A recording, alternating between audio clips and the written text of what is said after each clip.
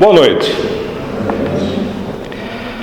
Bom, hoje nós vamos conversar um pouquinho sobre o que é Deus, né?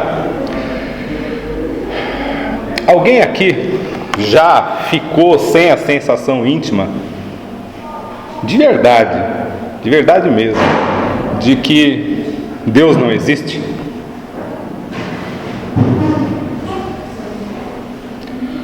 Nunca, em nenhum momento,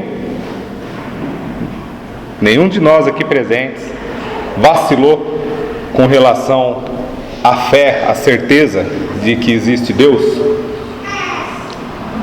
Não? Todo mundo ali, firme e forte? Não, né? Difícil. Difícil porque é uma característica nossa. Nos momentos de dificuldade, nos momentos de incompreensão, nós vacilarmos de verdade naquilo que é abstrato, naquilo que nós não conseguimos pegar, né, com as próprias mãos. Isso sabe por quê? Porque normalmente nós somos motivados pelo nosso instinto de sobrevivência. Nós precisamos sobreviver e a sobrevivência ela aborda diversos aspectos, né? Alguém aqui já passou pela situação de estar sendo afogado e simplesmente abrir os braços e falar: meu Deus, me salva? Não, né? Quem já quase morreu afogado sabe que isso não aconteceu, mesmo não sabendo nadar, tá? Que existe uma distinção muito grande entre crer em Deus e ter uma fé cega, ter uma fé motivada pelo fanatismo. A doutrina espírita, ela não é exclusiva na concepção, na ideologia de desvincular o ser humano do misticismo. Ela não é a primeira. Com certeza, no decorrer dos milênios, também não vai ser a última. Existirão outros pensadores, outras pessoas convictas, que cada dia que passa, cada dia que se fortalece ou passa a crer por uma mudança íntima, vai estar trabalhando em benefício da humanidade de trazer, né, à tona de novo a concepção da fé. A questão de crer em algo, né, como algo muito maior do que aquilo que nós podemos enxergar com os nossos olhos. Não que o que a gente enxergue não seja grandioso, porque se nós olharmos para o céu, nós vamos ver que já é uma grande maravilha, né? Se nós olharmos o mar, olharmos a terra em geral, as plantas, os animais com a sua diversidade de características, né? Não esquecendo que seus elementos primários de formação basicamente são os mesmos, nós vamos ter a condição de ficar perplexo com a grandeza disso tudo. Então, nesse início de ano, o NEOV mais uma vez traz ao estudo, né, em palestras, em diálogos, as fases iniciais do Livro dos Espíritos, que é a nossa fonte, a nossa base de estudos dos cursos, para que aqueles de vocês que estejam presentes, que ainda não estão nos cursos, que não são obrigatórios, despertem pelo menos a curiosidade de adentrar no campo doutrinário do que é o Espiritismo. Então essas pequenas explicações, esse diálogo que nós vamos ter rápido aqui de meia hora, ele serve exatamente para isso. Para trazer com a minha linguagem, dentro da doutrina espírita, o que nós concebemos, né? Acreditamos com relação ao que é Deus. Todo mundo aqui já está no curso? Todo mundo? Não? As aulas iniciam em fevereiro. Quem tiver predisposição, tiver o interesse de estudar um pouco mais, pode fazer a inscrição na secretaria. Não tem quantidade mínima não, tá?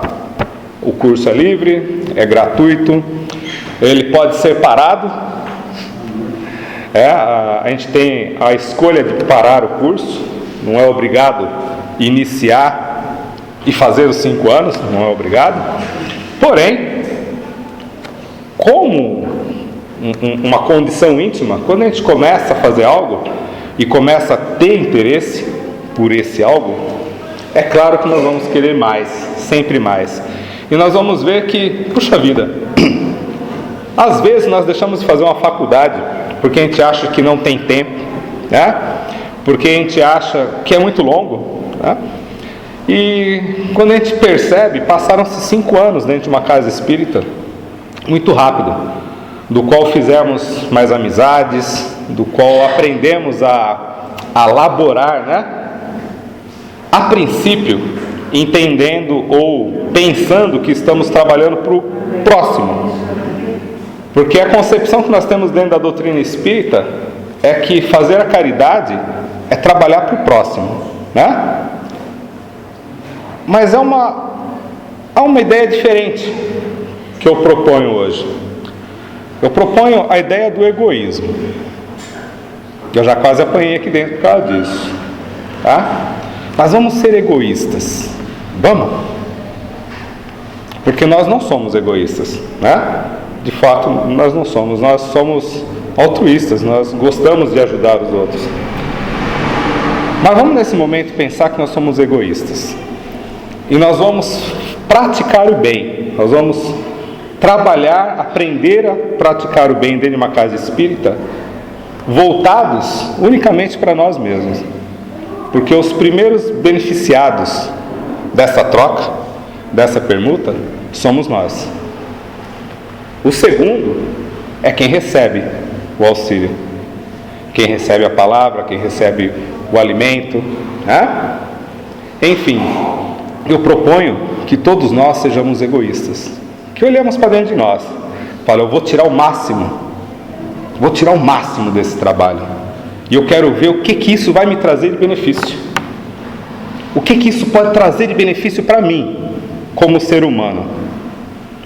E depois de 6 meses, 1 ano, convictos, trabalhando de verdade em benefício próprio, porque não é para os outros, eu duvido que alguém abandone o trabalho voluntário. Duvido. Mas para isso precisa ter bastante interesse. Interesse sabe em quem? Em si mesmo. Em crescer. E a doutrina espírita, dentro do seu estudo, dentro das suas características, ela traz exatamente isso. Com o despertar doutrinário, com o despertar evangélico doutrinário, nós vamos mudando intimamente e percebendo que aquilo que começamos a fazer egoisticamente, a princípio, com a proposta de ser egoísta, ela se torna tão natural,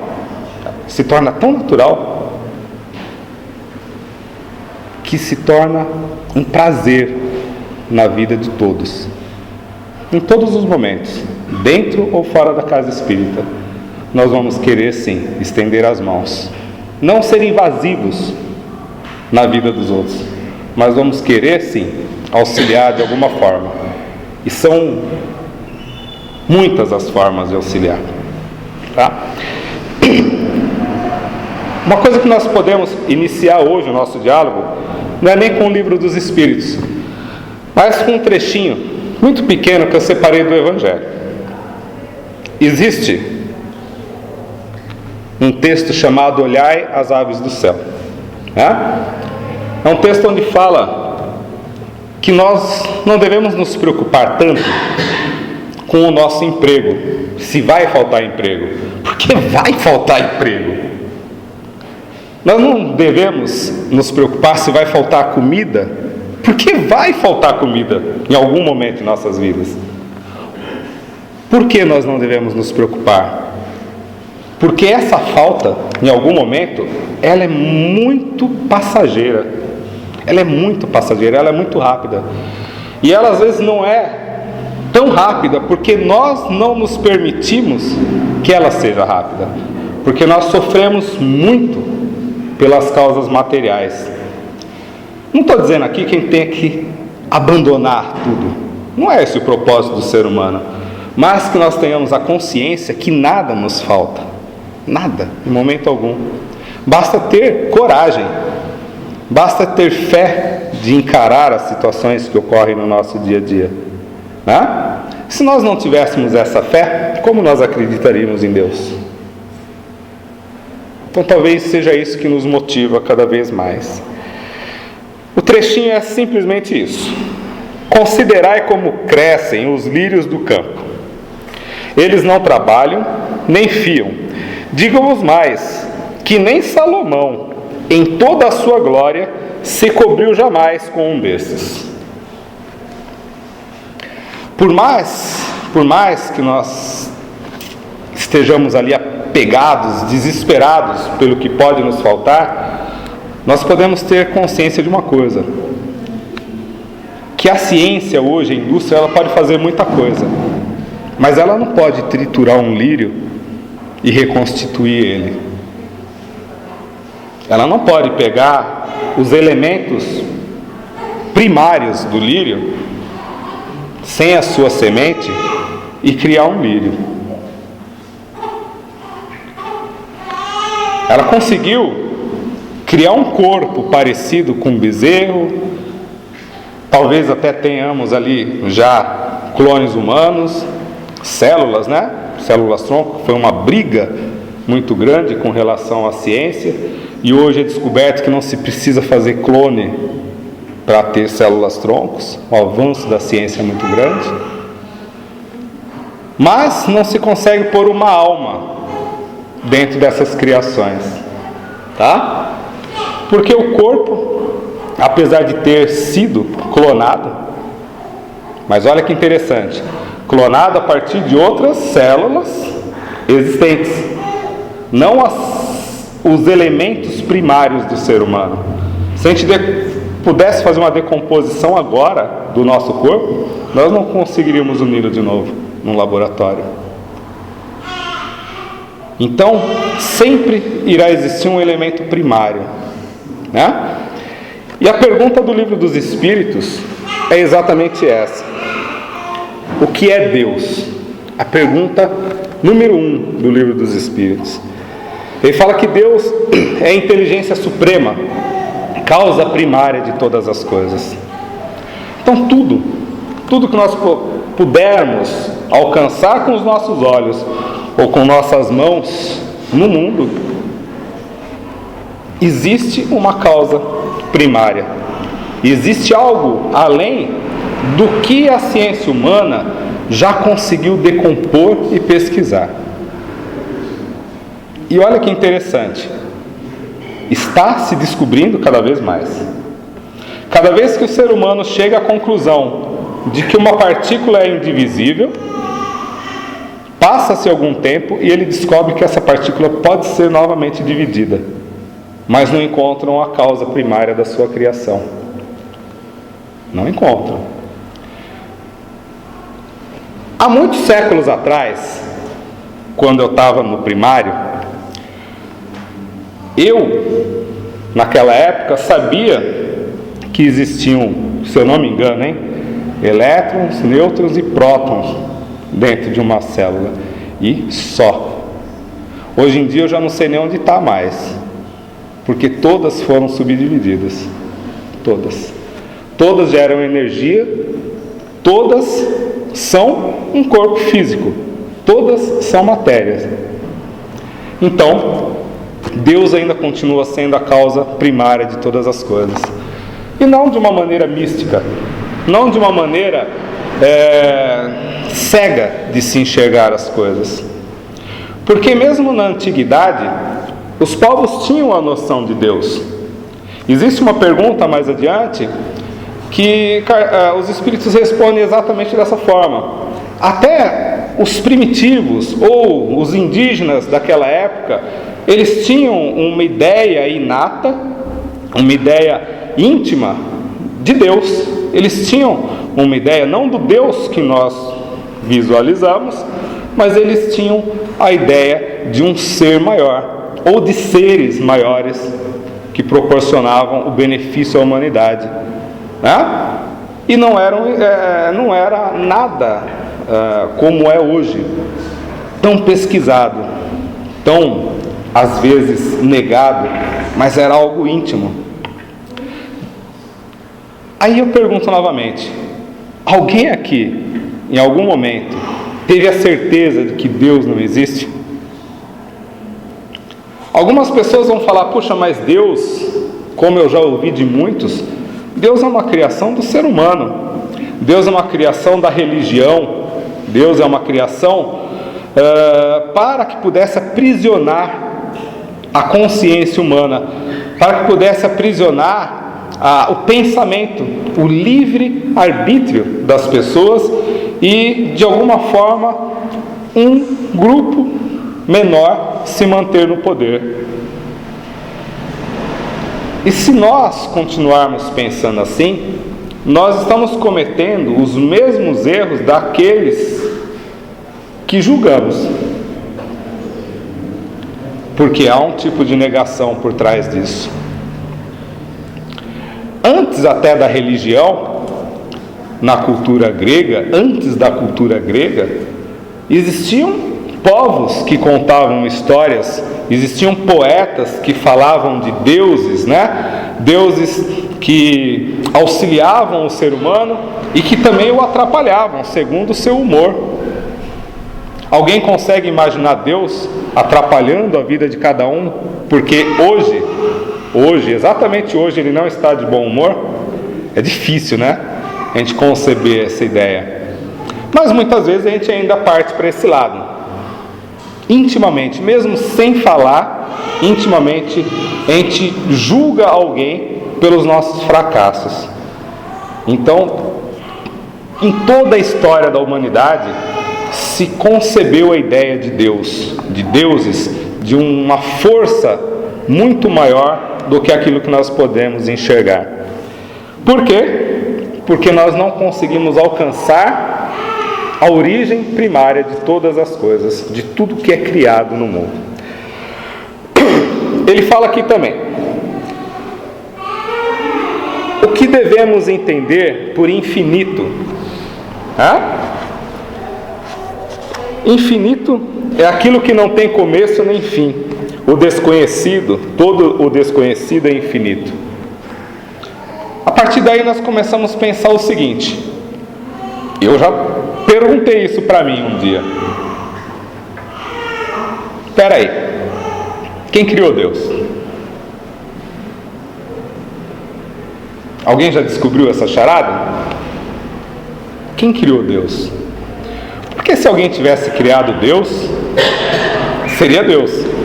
Seria uma força maior do que o próprio Criador. Então nós cairíamos, segundo a ciência, na divisão da célula, né? Não acaba por aí. Não dá para explicar o abstrato. Mas nós podemos, dentro dessa concepção, levar a nossa vida. O universo, ele é infinito? Ele é infinito, né? Até onde os nossos olhos alcançam, porque ele se prolonga. Mas o homem também criou ferramentas para que se estendesse a visão. E ele deixou de ser infinito até onde nós pudéssemos olhar. Ele chegou mais longe. E chegou num ponto que o homem falou, ele é finito. E foram criados mais objetos que o levaram mais longe. E se depender da ciência e da curiosidade humana, essa vontade de conquista, ela vai aumentando cada dia mais. E sempre haverá algo para que a gente possa alcançar.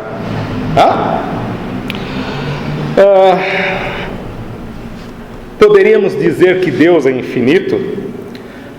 E a resposta é a seguinte: definição incompleta, pobreza de linguagem dos homens, insuficiente para definir as coisas que estão além da sua inteligência. Deus é infinito nas suas perfeições, mas o infinito é uma abstração, dizer que Deus é o infinito é tomar o atributo de uma coisa por ela mesma. Uma árvore, ela é finita. Ela acaba. Uma flor morre. A flor morre, mas a sua matéria retorna à terra. Não como flor, como outros substratos que vão fortalecer essa terra.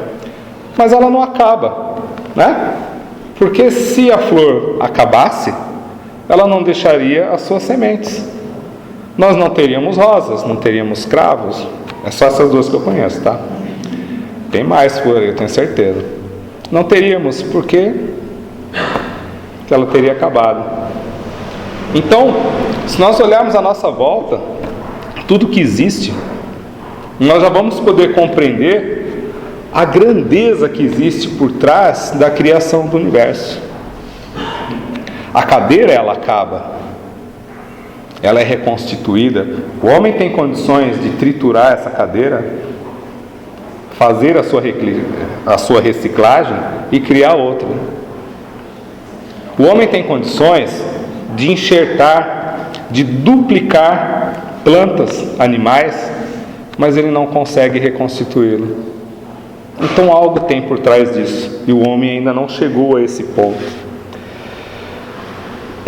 No capítulo 2, na parte 2, provas da existência de Deus, ele pergunta assim: onde podemos encontrar a prova da existência de Deus? Agora ficou fácil. Alguém quer responder? Não acredito. Todo mundo está tremendo por dentro e não vai falar a nossa volta. Tudo à nossa volta. Deus não precisa ser provado. Deus, ele precisa ser sentido. Ele precisa ser apreciado dentro daquilo que nós temos à nossa disposição para o nosso desenvolvimento. Nós não estamos aqui no mundo simplesmente, né, para brincar de humanos. Nós não estamos aqui no mundo, apesar de termos destruído o planeta em tão pouco tempo de existência do ser humano, para brincar. Nós temos à nossa disposição, como diz no Evangelho, tudo para a nossa sobrevivência. Mas nós buscamos dentro de nós motivações diferentes. Esquecemos de viver na simplicidade, né, com a humildade necessária, e passamos a sofrer pelas coisas que adquirimos. Essas sim podem nos faltar, não podem? Não falamos no início? O dinheiro pode faltar, um carro pode faltar. Apesar que às vezes a gente pensa que a gente não conseguiria viver sem um carro hoje em dia, né? Mas ele pode faltar. Seria só uma questão de nós nos readaptarmos às nossas tarefas. Quem consegue viver sem um smartphone? Todo mundo fala, só de pensar, né? Ai, meu Deus! Sem passar um SMS. Difícil, né? Mas tudo isso poderia ser extinto em algum momento. Apesar de ser muito dramático da minha parte, mas poderia sim ser extinto. E teríamos que de alguma forma nos readaptar. Viver com a simplicidade, saber utilizar os recursos naturais. Às vezes nós vamos para o interior, e eu estou sempre dando uma voltinha para aqueles lados, e eu, na juventude, pensava assim, pô, aquele povo caipira, né? Caipira nada, tá? Porque eu sem ferramenta não faço nada lá no meio do mato. E quem é criado lá, na simplicidade, faz tudo. Até roda d'água os caras fazem para abastecer hortas, né? Isso para regiões muito de difícil acesso. Sabe como? Com facão, com machadinho. E eu precisaria de serras, precisaria de lixadeira, precisaria de solda, precisaria de um monte de coisa para poder fazer isso. Então nós não sabemos nos readaptar de uma forma rápida, porque nós estamos saindo dessa questão da simplicidade. Então, à nossa volta, existe tudo que é necessário, né? Que consequência podemos tirar do sentimento intuitivo que todos os homens trazem consigo da existência de Deus? Vamos perguntar de novo? Alguém aqui já deixou de ter a intuição da existência de Deus?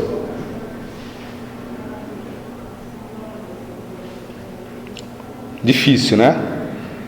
Difícil. Dificilmente, num momento de aflição, por mais céticos que a pessoa pode ser, dificilmente no seu momento de aflição, ela não vai se voltar para dentro de si e buscar uma resposta com relação às suas dificuldades. Ela pode dar o nome que quiser a isso: segurança, fé, orgulho, pode dar o nome que quiser, mas intimamente ela sabe que se ela vasculhar o seu íntimo, ela vai encontrar a tranquilidade necessária para se sobressair de qualquer situação, por mais aparentemente turbulenta que ela nos pareça naquele momento. Isso é ter fé. Isso é ter uma cultura inata da existência de Deus. O sentimento íntimo da existência de Deus que trazemos conosco não seria o efeito da educação e o produto de ideias adquiridas? Desde pequenos nós não ouvimos falar da existência de Deus? E aqueles povos, né, que não têm acesso à cultura, como nós citamos, a gente poderia dizer os povos mais antigos, os mais voltados lá no fundão da Amazônia, por exemplo, índios que ainda não se adaptaram à cultura, à civilização atual. Eles não foram educados desde pequenos para acreditar em Deus. Eles foram educados para acreditar em deuses, né? Na chuva, na plantação, ainda existe isso. Nós vamos chamar isso do quê? De atraso espiritual, de infância espiritual? Difícil. Porque mesmo na ignorância, na falta da cultura moderna, existem civilizações, povos, que se respeitam muito mais do que nós, todos juntos. Com fraternidade, respeito às crianças, respeito aos mais velhos, respeito à caça, né? Matar é permitido os animais para alimentação, não para o ganho, para o lucro exagerado, como nós vemos na nossa época.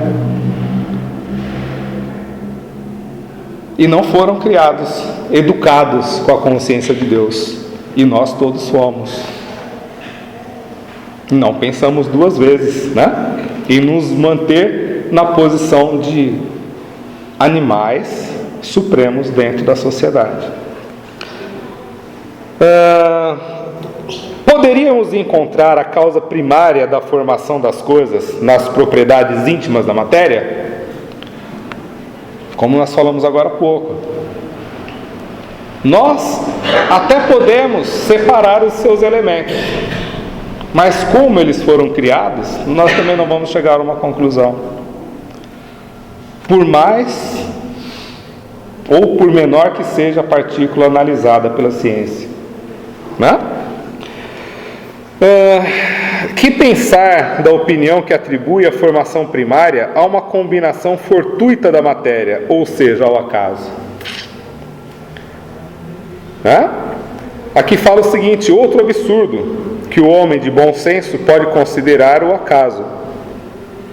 É incrível, mas se nós nos conectarmos às mais diversas comunidades que existem hoje na internet e começarmos a conversar com as pessoas, a questionar os seus pensamentos, nós vamos encontrar pessoas que sistematicamente ainda acreditam no acaso. ainda acreditam na explosão que criou o mundo, que criou os seres. Eles ainda acreditam que Deus criou um único homem e uma única mulher, e que nós somos frutos de tudo isso, ou só daquele casal. Então esse absurdo, né?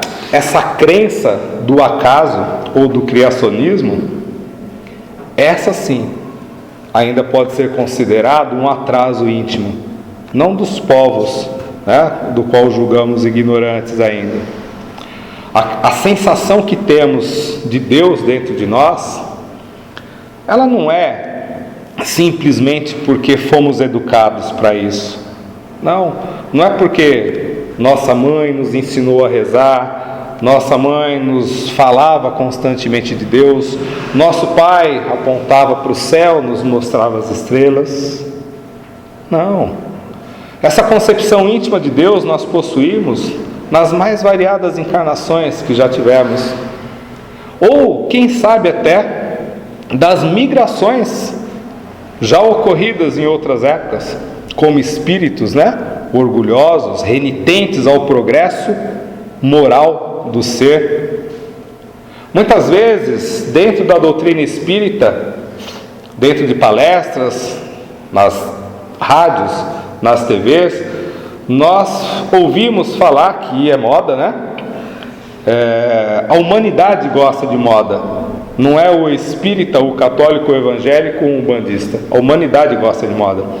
E a moda agora é falar sobre transição planetária, entre outras, né? Mas o que é mais forte é a transição planetária. Nós achamos interessante, muitas vezes, a concepção de que a Terra, o nosso planeta, está chegando numa condição de que espíritos inferiores vão ser levados daqui para outro planeta, para o seu aprendizado. Isso me lembra muito uma cultura religiosa, né? Que nós não vamos entrar no mérito da questão. Mas sempre que eu toco nesse assunto, eu pergunto o seguinte, e se alguém quiser responder, fique à vontade. Nós estamos aqui para aprender juntos. Quem aqui de nós pode se considerar melhor que o outro que está do lado nesse momento? Que direito nós podemos ter de achar que espíritos que ainda se mantêm na erraticidade são piores do que nós? Nós gostaríamos de ter um filho, um pai, uma mãe, um sobrinho sendo exilado do Brasil? Vamos mandar ele para a África, para a Etiópia, disputar alimento com um leão. Pode ser? Quem aqui tem filho? Gostaria disso? Não? O pai, que a gente acha às vezes que é tão chato, a mãe, que a gente acha que é tão crica, o filho, que é tão respondão, vou mandá-lo para a África. Chega, não aguento mais, estou com o saco cheio. Alguém faria isso? Não. Mas comodamente nós colocamos essa atribuição a Deus, né?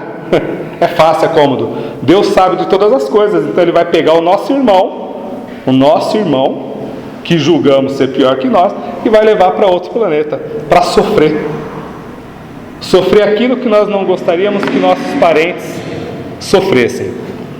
E na doutrina espírita, aprofundando os estudos, nós vamos perceber que não existem parentes simplesmente por afinidade física, mas os nossos parentes são por afinidades espirituais.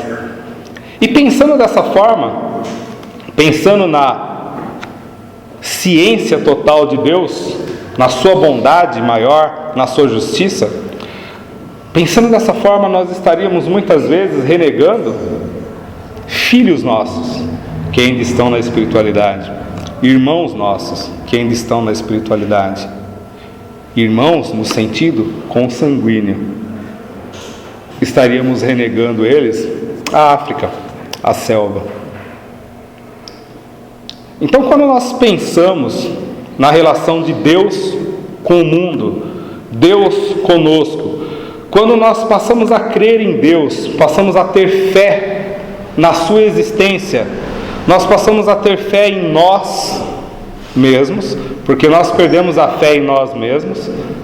Quando nós realmente abrimos os olhos para isso, nós vamos ver que na sua infinita sabedoria, na impossibilidade de o alcançarmos como ser abstrato, como ser não abstrato, nós vamos perceber que não é uma questão de separar o mundo, não é uma questão de separar as pessoas, mas de cada um de nós fazer a nossa parte.